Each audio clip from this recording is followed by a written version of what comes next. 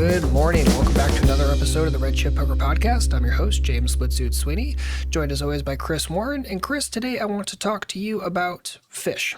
And I think this whole thing is kind of stemmed from a YouTube comment, so we'll just kind of read that first and we'll go from there. That work for you? Sounds good. All right, so here's the comment. Don't you think it's discriminating to call inexperienced players or players in general who do make mistakes fish? I learned poker about a month ago and I still make many mistakes, but I think it's disrespectful to call me a fish. After all, everyone is doing the best they can. So, any first thoughts on this? And then we'll just kind of jump off and go from there.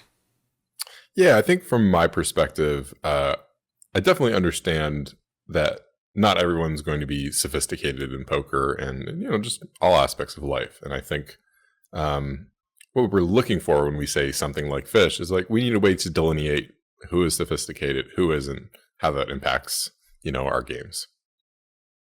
Yeah, that's totally fair. So when I think about fish, and obviously fish means something fairly derogatory in the poker sense, but I think just in general, it really, if we had to classify what it means and give it a pure definition, I kind of think about it as someone who is like the bottom 10% at something. So would you kind of agree with that, or would you say maybe it's bottom 5%, bottom 20%? Does it really matter to you? Yeah, 10%. I mean, it's the player in the game that everyone's like happy to have in the game, right? Yeah. So that 1 out of 9, 1 out of 10. Yeah. So I think if we use that as the working definition of a fish, which I think is fair, then the thing is most people who look at poker and they're like, I want to spend some time learning this. I want to actually put in some effort. They very quickly would not be a fish. Now, this person who left the comment, they just started playing about a month ago. Like, whenever you start anything, you're always going to be a fish. It's just literally the way it works, right? I mean, unless you have raw talent at something, and poker's a weird thing to have raw talent at, just because there's so many things you have to be good at. Oh. I think just operating on the assumption of anything you start at, you're going to be fishy. So if you start with something, you're like, I kind of like this. I'd like to spend some time and effort with this. I'm going to sink some time into it, maybe some money into it, whatever. Chances are you're going to get out of fish status fairly quickly. And I don't think most poker players, poker games, they don't refer to a new person really as a fish either. It's sort of more someone who's a bit more aggressive with their lack of skill. Yeah, totally fair. Yeah, and it's really a word that I don't hear it very much at the poker tables. It's something that I hear more like in conversation on a Discord, and it's usually people that have been playing for a while. And like you said, it's used to delineate, like, this is someone who's just on the lower side of the skill edge. And sure, we could use the fun vernacular and just, that's the recreational player. That's the amateur player. We all know what we're saying. It's the same word. It's just maybe a little bit kinder to the ears. But at the same token, like, I don't know. If you hear the word fish and you're being called a fish, mind you, as someone who's been called a fish in YouTube comments, like, I don't know, 1.5 million times, because welcome to YouTube, you just get over it. Because if it rings an emotional bell for you, I think that means something. Yeah, it's, I always think about, like, if I'm uncomfortable with like my knowledge level in any activity, this can be like going overseas and speaking another language or something like that, and I get emotional about that, I think for me, that's usually an indication that it's time to take it more seriously, like invest some more effort in learning it. So, yeah, I guess I can understand that feeling, right? Being like, oh, my contractor charged me too much money, or, anything where in life where we have something where we're like, not the knowledgeable party, right? When I get my car repaired, it's like, I don't know what the F's going on. Right. Most of the time, like, I can Google the prices and try and double check their work, and that probably puts me ahead of some people. But like, they can tell me whatever and sell me whatever, generally speaking. So it's just like, yeah, it's really uncomfortable. I don't like it. I don't like cars for that reason. So, I guess I can relate. And yeah, I mean, I guess just don't take it personally in terms of poker. Like, people are seeking edges, and everyone's trying to figure out how to get that money. And we have to know who are the, recreational players. Yeah, and I think with poker it's weird because I think there are a couple different ways to think about the phrase fish, right? You could be a fish in terms of like you're the worst person skill level wise at the table, right? So you'd be the fish of the table. But you can also do fishy things, right? You can have a fishy play in your playbook. You could take a really fishy line. You could just use a fishy size in a particular hand. And I think it's really important that when someone calls you a fish, or you're even thinking about yourself, you're like, I kind of play this like a fish. Like, be very specific about what you're talking about. Is it fishy in like a single aspect of their strategy, a single aspect within a hand? Chances are, if you're listening to this, you're not the biggest fish in your game, right? Because I mean, by listening to things like this, you clearly care about improving your game to some extent. But if someone calls you fishy, or, someone criticizes you on a Discord and says, that was a really fishy play, don't take it personally. Just take it as a chance to say, okay, that was probably bad. Why was it bad? First and foremost, who told me it was bad? And does their opinion mean too much? I think that's kind of a good place to start with it. But I don't know. I don't take it too personally. Just use it as a jumping off point of, okay, maybe this is something to explore further if you think there's validity in the original comment. Yeah, it's funny too. Like, I think you have to just not take a lot of stuff like this personally. Like, who cares about other people's opinions? Like, if you know you're taking poker seriously and you're getting started, like, just someone else just throwing a casual fish comment, like, they're not the most serious comments. Like, I have a great story from the early days of the Heads Up Sit and Go forums, and so I was ahead of the curve, I would say, at the very beginning, or at the early, a good portion of it. And, we were talking real strategy in the forums, and I must have made, I don't even remember, an offhand comment about sort of an up-and-comer, well, not even an up-and-comer, just someone's initial post who was playing a lot and, said I didn't think the line was very good or something like that. Or I think I may have even said I didn't think they were a very good player for doing something like, I don't know. I was young. Sure. And, come to it like 10 years later, it's like one of the most successful poker players, or a very successful poker player. And like, he remembers me saying that specifically. So, yeah, I mean, other people's opinions don't matter. If like you're on a path of improvement, like I have egg on my face for saying that, to this person. And, you may not be able to show everyone else the process that you're going through if you're learning, and if you're just experimenting with poker, like getting more serious, like being unsophisticated is part of the process. Like, we don't all, like you said, being totally naturally talented at poker is very rare, and you don't need to do that. You just need to figure out, okay, like, I appreciate this, I like this activity, like, let's get better. Who cares what everyone thinks? Like, take the path that you think is optimal and don't worry about it. Exactly. And I want to drill into one part of, or I guess two more parts of the comment itself. So the first thing is, I think it's disrespectful to call me a fish. And fair. I think we've kind of nailed that a little bit.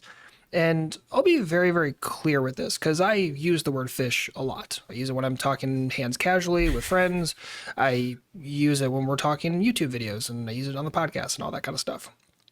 There is a very big difference between me using it there, where the only people listening to it are people that care about improving their game. So again, inherently people that probably are not fish, or if they are right this moment, they're clearly working to get out of that status. And right, because like Joe Schmo who plays poker once a year, like, is going to listen to a YouTube video or watch or listen to our podcast or anything like that. So they're not hearing it and they're not getting rung. And I don't want to like piss people off and ruin people coming back to poker. I think that's like the most important thing we can do as poker players, especially live players. Make the experience enjoyable enough that people want to come back. They don't have to play this game. And we want the game good. We want the game growing. And that's not going to happen if people don't feel comfortable going to that game. No one wants to feel like a dumbass. They already feel like a dumbass because they're losing money, right? Like, don't like multiply it for that person. But then the other thing is, like, with that in mind, I would never say, if like commentating a live event or something like that, would never use the word fish while commentating, right? Because that could be being watched by the most casual of players. Not a strategy hand history review on YouTube, but, a WSOP event that you're watching on ESPN. Like, no, you would never use the word fish. Yeah. That's where you're going to see recreational and amateur, weekend warrior kind of thing. You're not going to see the word fish being thrown around. And I don't think you should, because again, it would limit, people don't while watching a broadcast, don't want to feel like they're so stupid that they don't understand what the hell is going on and then never Yeah. want to tune back in. I mean, think about like chess on Twitch, right? You watch some people and they just like make you feel so dumb. I'm not a chess player by any stretch of the imagination, but it's just like, I don't want to feel dumb. And why would I come back? Why would I even start playing this game if like everyone's just starting from that level? So I think being careful about where you're using it. That's why I would never ever say fish at the poker tables, because I don't want someone to feel bad and not want to continue playing this game. Yeah. I don't know. Maybe that's too much, but that's kind of the way I think about it. Yeah, and I think extending that, like there could be a case for saying like, well, poker players use the word fish too much and that idea too much. But I think poker, one of the cool things about poker is it has kind of like a level of honesty to it, where it's like, people are trying to get your money. And I think I would prefer to be aware of that than not. And yeah, that, they kind of call it like it is. And I think actually in 2021, like, there's so few like just purely recreational players who don't like understand the game, at least to some degree, who are playing for like higher stakes. There's obviously new players who come in, but it's a lot lower than it has been in the past. And so like they kind of know maybe that they're in a disadvantage if this is like a high stakes game, they're playing against professionals or that type of thing. And just, it's a competitive environment is what I would say. It's like, that's kind of the fun of it, is like, can you beat the pro or can you beat the player who's better than you? Can you win a pot off them? And, like some of these advantages are just really clear cut right now. It's like, if you don't understand GTO, like your chance in the long run of beating someone like me, like, just be realistic. Like it's not going to happen until you either put more time in or, you just wait for a better game, or like I'm just part of your game and that's something you have to deal with. Yeah, poker's pretty honest about like what's going on, and that may be to its detriment, but I think it's a nice thing in a lot of ways to have an area of life where it's just like, yeah, I mean, like your cards speak, the plays you make speak, and most people are kind of aware of it in poker. So That's fair, and I can agree with that because there is that level of honesty. Whereas to use your car or mechanic example from earlier, I'm not convinced that they're being honest with me, right? Like, and that's the. Are you an honest car salesman who's giving me the real rub here, or are you just kind of blowing smoke and charging me 3x what I'm supposed to be paying? And right. I don't know, like, but also there's something to be said there. If you are fishy right this moment at poker, at whatever, just be aware that you're paying a premium, right? And I think that's so basic, but at the same time, like it needs to be stated nonetheless. Like I pay a premium on most things in life because I'm a fish at those things, right? I just had to get my deck rebuilt because my deck was just dilapidated and falling apart and I needed a new one. So I'm pretty sure I paid way too much. I tried to do a little bit of research. I looked online. I got pricing from a couple different companies, and also no extra things get found, and I got to pay an extra 1.5K for it. It's just like, well, am I the fish? Did I get rolled? I don't know, and the time and energy to try to figure it out or even do anything about it would just take me forever. So you just kind of have to be prepared to pay that premium. The same thing at the poker tables, right? If you know that you're not putting in serious time and effort trying to improve, whatever that means for you, right? Whatever time you have available, whatever studying hard looks like for you, just know that your win rate is taking the hit. That's the premium you pay. And if you're cool with that, cool. If you're not cool with that, well, I think the one path you need to be taking here. Yeah. Yeah, it's just the reality of life, right? Like you can't be sophisticated at everything that you'll need to engage with, right? When, sometimes when I've gone into like corporate sales situations, it's like they're taking you out to dinner, they're like plying you with drinks and all that type of stuff. And that's not because they think you're like a sophisticated, fancy person, generally speaking. It's because they want to get your money. And I like the honesty of poker where people kind of just like, like, I'm definitely better than you. And honestly, as the player I am now, I get called fish a good amount at the table. And that's an advantage for me. So, I think there's a level of fun where people kind of talk about who they think is better, and it gets competitive. And how many areas of life that we still have left where it's like that kind of raw competition is still encouraged and healthy and balanced in some ways. So Yeah. And also, like, protected to some extent as well. Because everyone knows the rules of the game, right? The rules are fairly simple. Everyone is signing up to play the same thing. There aren't a ton of fistfights. You're not probably going to get shot for being a dumbass. I've only seen one. I've only seen one fist fight. Yeah, exactly. Well, I've seen a couple more. Vegas gets a little wild sometimes. But mine was in St. Louis. Was it really? Drunk Navy SEAL. Oh, goodness. Oh, man. I saw one in Vegas. It was a huge guy, very, very tall guy, and literally a midget. A little person. I'm sure that's not the PC term. My apologies. But yeah, these two were just absolutely squabbling over at the Venetian over in the bathroom area. And I was it took me so much not to giggle. It's just obviously the big dude is just plastered. It's just like, what are y'all doing? No. But that's what happens when you call someone a fish at the table. Sometimes things get awry. Yeah. I mean, like, let's be honest too. Like, I just can say in my games, I know a lot of the people are competitive. And if you're like,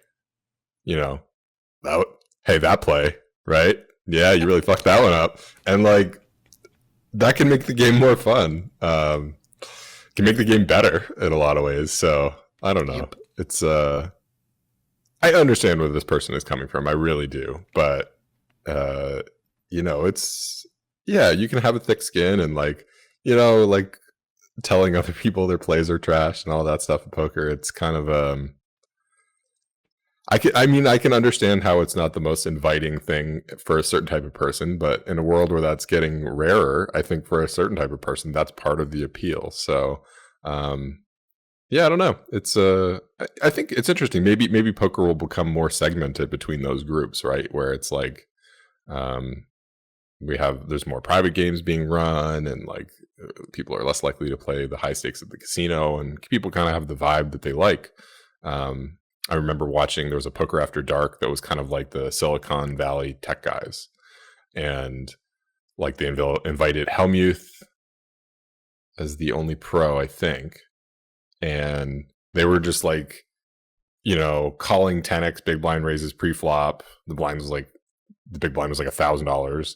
They call $10,000 and then just like, just shove it in the flop. Everyone has a pair. Like, and, I guess if you want to have a game that's much more inviting and friendly, like I would encourage that. I don't think it's a bad thing. And, I think it's okay if we want different things from poker and that type of thing and what's enjoyable. And, those type of guys, I think they would have gotten real bored if, it was just like people weren't trying to win and enjoying the swings. And I don't know. So, yeah, I guess for me, whenever I see someone who is clearly newer, I never, ever, ever think about calling them a fish. Just literally, it doesn't matter how bad the suck out is. Doesn't matter how just absolutely fish magnety they are, just catching everything and just notching you every single time. Like, don't ever call that person a fish. Because again, like, I want that person to come back and want to continue playing this game for as long as possible.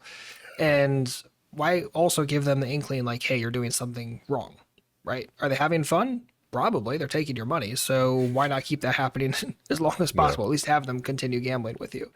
But to your point, if I see the tryhard, the baby pro who's working so hard, and you can tell, you can just kind of maybe get the crowbar under that skin a little bit. I've been known to throw a couple jabs that way too. But again, like if there's even one other fish at the table, I probably won't do it. Yeah. Just because it then can create a really weird dynamic, and I don't want to do that. But at the same token, if I ever see two other people calling each other fish, say like the tryhard calls the fish a fish, then I will go at that tryhard so hard it's not even funny. Oh yeah. Every single thing they do, I am just riddling on them until they just life tilt and they focus attention on me and not on the fish. Because again, like then the fish is actually like they're giggling about it. Then all the pressure's off them. Then they get to kind of gang up with you. It becomes like a really fun thing. I don't know. I think protecting newer players is just one of the only ways we can realistically grow this game. Yeah. Because if people don't want to come back because they feel like crap, like that's not good overall. Yeah, I think I've noticed that too. All the stewards of the game are actually very protective of new players in the beginner game, or in the game, in that commentator environment. No one's really, I think, targeting like, oh, you're playing worse or whatever because you're new. That's definitely not the vibe that I get. And I have some great stories from Vegas where it's like, there was one night this guy shows up, Silicon Valley guy, playing in like a pretty sleepy game, and he runs up like, what was it, at least 15 buy-ins, and I'm sitting next to him, and I'm just giggling. Like all the regs in the game are just well, obviously he stacked them a bunch, but like they're just like grumbling, and then like he's pretty smashed, and I'm just like I'm just encouraging him and like letting him have fun, and just like defending him if someone gets grumpy at him, and telling him, well, you should just play better. Like he like maybe take a page out of his book. This man knows what's going on. So, yeah, I don't know. I mean, and I think even if you're like, it's a little weird too if you're like overly nice to the fish just because they're losing a bunch of money. Like that's weird too. Like I don't like it when the corporate sales takes you out and is just like egregiously like trying to fluff you up. And yeah, like we don't want that either. So oh yeah, if they're losing, there's just nothing to do unless someone's picking on them, in which case step in. But otherwise, like, no, it's only to like give them high fives when they're winning, and just kind of leave them alone when they're losing. Why the hell would you rub salt in the wound? Yeah, it's actually really true. Knowing when to talk in a live game is such a powerful edge, where it's like when someone's losing, a lot of times like you can just let them, they'll want to play more hands, but if you engage them in like a conversation, you can pull them out of like tilt mode and like more into like, oh, like we're having a conversation, not as focused on the game.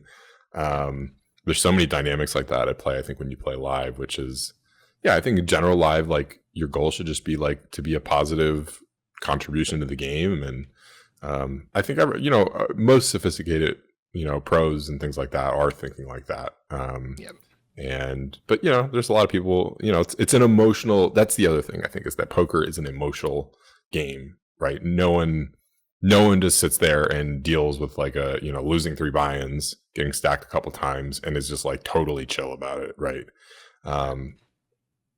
Even I remember famously Phil Ivey would quit after 3 buy-ins, right? And that's like one of the most like stoic, like hardcore high stakes grinders of all time. And it's just like, he just always had a rule. It's like, okay, I'm going to quit generally if I'm down 3 buy-ins. So yeah, I mean, it's like sports.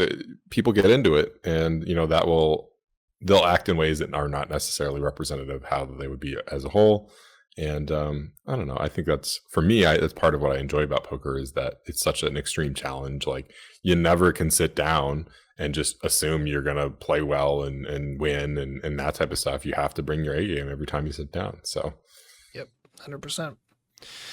So there is one more part of this comment that I want to tear into, and I won't give an extremely long tirade, but it's still something that it bothers me and it rubs me the wrong way. But maybe this is because I'm a parent to a teenage male, so maybe that's why. But the comment essentially ends with, after all, everyone is doing the best they can. I hate that phrase. I hate it so much. And I'm just going to call BS on it, because few people are actually doing the best they can. And it's the easiest thing in the world to say. It's a super easy phrase to say, and it makes you feel really good. It's like, yeah, I am doing the best I can. Awesome. I do deserve a vacation. It's like, okay, I get it. I could be very, very biased in this situation, and there could be like a bunch of different biases coming through all at the same time. But for most people, you're not doing the best you can. And I think being honest with that is really, really important, because you can't say you're doing the best you can if tons of your hours per day are being allocated towards watching Netflix or doing unproductive things or doing things that are solely on the entertainment side of things, and not doing things that could educate you and help you progress along things that you think are important to you. Now, again, we still go back to, you're going to be a fish at some stuff. There's just no getting around that. You can't be highly successful at every single aspect of life. Life is far too complex. And if you were to be able to simplify your life so much that you could be like really high end at every single part of it, I'd say you're actually probably gapping a lot of opportunity that way as well. Yeah. So I think you got to be honest with this, and I'm really really hardcore about this to an extent. Like, I mean, you live with me in Vegas, and when we were there, I refused to buy anything other than an air mattress until I was at a state where I thought I was, quote, successful enough to earn and justify having an air mattress, because I knew I wasn't doing my best, and that would be when I knew, okay, I've been doing my best. Now you deserve a real mattress. My back hated me for that, but I still did it. It's just I'm very self-punishing in certain ways like that, and I've gotten better. But I don't know. I hate watching people use this phrase and then like give themselves a pat on the back and go take a vacation and not put in the work that they know would help them and not reach the places that they want to reach. Maybe that's what poker, maybe it's not. And this is why it's a very personal thing, right? What do you want from poker? If poker is just a casual game, you play it, maybe a dozen times per year or something like that, it's not, yeah, you don't need to be doing like 2 hours of study every day. But if you reasonably want to quit your 9 to 5, give your boss the finger, go become a poker pro and make that your grind, and you're not willing to put in an hour per day of study, BS, you're not doing the best you can. And I know that's an uncomfortable thing to hear, but I think that needs to at least get wrapped in this conversation to some extent. Again, you can get out of fish status very quickly, right? You can not be the bottom 10% of something very quickly. But how high you want to go from there, between 11% and 100%, is on you. But don't sell yourself short and say you're doing the best you can if you know damn well you're not. There's my tirade. Yeah. I mean, I definitely think there's something there because, as people, you and I, we have gone about as far as you can go into studying poker and where the edges you can get. That is the highest level of the game, is that you dig down into these small edges. You think about the decisions that people just think are automatic, and you have a process that you work through. And I mean, there's a level of depth that you can go in most activities. And if it's an important one like poker for making money and things like that, there's a lot of depth that you can go to, and excusing yourself from the mistakes, I think, can be unproductive. James is on the extreme end of the spectrum, so you're getting a little bit of his internal monologue, I think. Yes. But yeah, there really is something there, right? We can. There's still so much. People talk about poker 2021 as if it's like it's not good anymore, but it's so not true. And there is a level of depth with these solvers that has just opened up, I think, a huge amount of opportunity in terms of like potential win rates. I mean, I think my win rate in 2021 is the same. I'm not playing as high as I used to, but like it's kind of the same as that it used to be, from a BB per 100 perspective. And so those edges are still very available, and you just have to be willing to go that extra mile and dig into the solvers. And how do we extract that, solver information into a usable heuristic that we can apply as humans? There's a huge, wide open blue ocean, some metaphor, available to us now. So yeah. And again, like, you don't have to go 10 hours a day of study, right? Like, if you play casually and just you like poker to be a casual thing, cool. But just be really, really honest with what your goals are with poker and modify your off-table time accordingly. And then modify your real-time session stuff appropriately, right? Which means monitoring how you're interacting with other players and what your strategy actually looks like. And if there's a difference between your off-table strategy and your real-time strategy, if there's deviations in those things, put in the appropriate amount of time and energy that you want from it, but don't sell yourself short. I hate watching people do that. Yeah. I think it's so powerful to just be really honest with yourself about what your level of skill is. It's like, oh, okay, I've put in 20 hours of study and, I'm about this good. And be honest with yourself about that. I think a lot of people like to have this kind of fluffed up version of how they perceive themselves. And, I guess I don't know, maybe that motivates some people, but I think really dealing in reality is like, okay, like this person thinks I'm the fish. Maybe, what does that mean? Right? Like, do I think I'm the fish? Where am I at? How do I feel about it? I think those harsh criticisms, being on the internet and many people experience in social media, like when you have that emotional reaction to someone saying that about you, I think a lot of times it's because you believe a portion of that yourself, right? If it's just nonsense, like no one gets frustrated over that, generally speaking. Yeah, I think that's a pretty fair way of thinking about that.